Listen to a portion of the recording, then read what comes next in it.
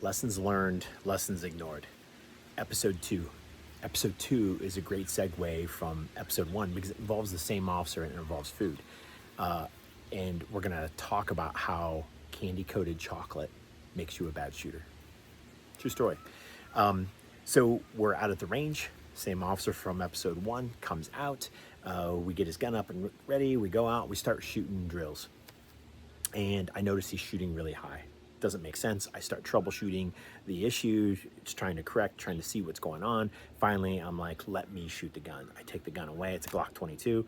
This is, again, early 2000s, 04, 05 time frame. I take his gun away and I bring it up, and this is what I see. I see some sort of obstruction. You know, his rear sight is filled up with something, and I'm like, oh, okay, that's the problem.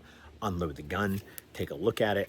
I take my finger, I'm able to pop this little chunk out, and what I find is this little chunk, I look at it and it's dark brown and it's got a little bit of color in the corner, and I immediately start to look and I recognize it to be you know, at the bottom of a bag of M&Ms when you got that the little crushed up pieces.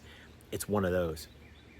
And again, we laughed because nobody was seriously injured, and it was a learning opportunity.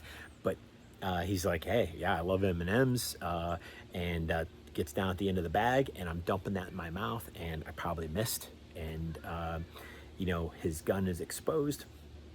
The chocolate fell down in there, melted in, filled up that spot, and he, instead of looking at the sights and seeing what he could absolutely see and line up the sights properly, even though he could have done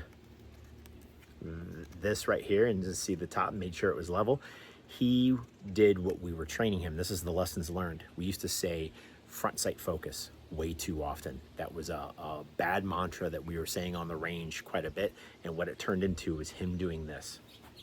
It caused him to shoot really high because he knew that was important, because we we talked about it all the time. Hey, front sight focus, front sight focus.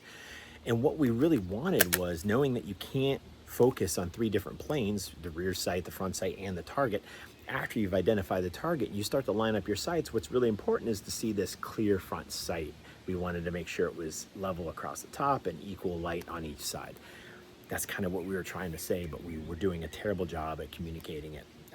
And so what it caused him to do was to make it too proud. So that was the lessons learned there. How the lesson was ignored kind of goes right back into episode 1. Again, I go back to administrators. I say, hey, we need to do better checks. This just happened. And I can't remember if this happened before the French fry incident or after, but we talked about it at length when both instances happened, because they happened probably about a year, 8 months apart from each other. Anyways, it's like, hey, we need to do more inspections, and dry practice, I think, is the best opportunity. Again, it got ignored, and here we are. So lessons learned, lessons ignored.